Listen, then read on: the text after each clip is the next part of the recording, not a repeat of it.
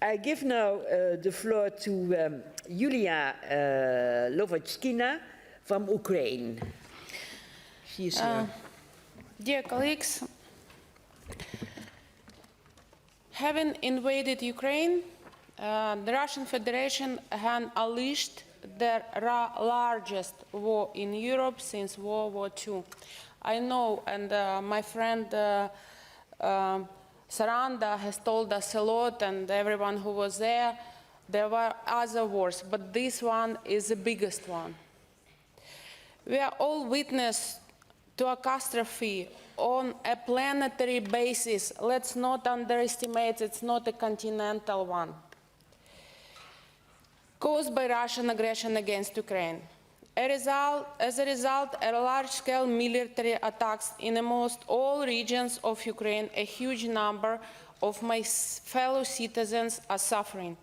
Thousands of civilians, including women, young children, and infants, have been killed, and many more have been wounded.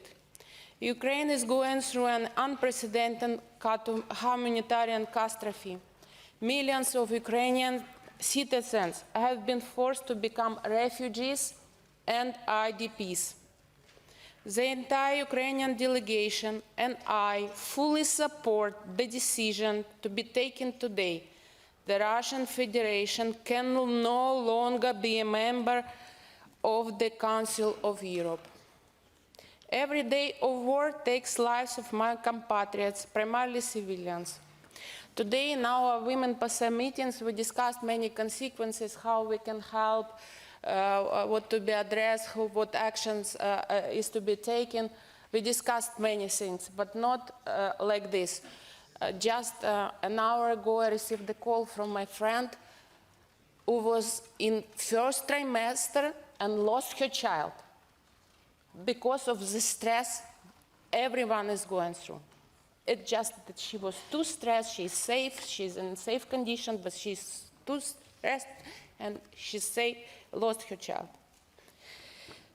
So today Ukrainians have one main request: to stop the war and the cruel bloodshed.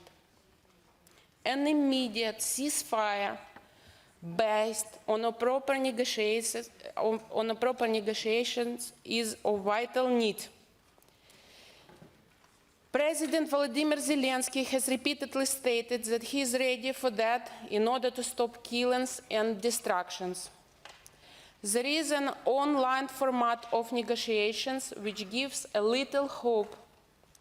In view of this, I call upon the Assembly and its individual members to stimulate negotiations at all possible levels, at platforms, so we are to stop this horror, this terrifying war, the cruel bloodshed, and the large-scale destruction of Ukrainian cities.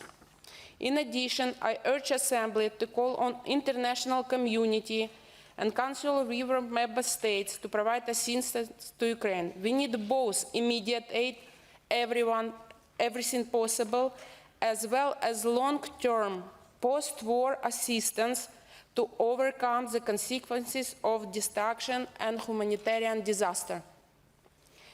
Thank you. Just one last sentence. The war of aggression against Ukraine presents a threat to all Europe.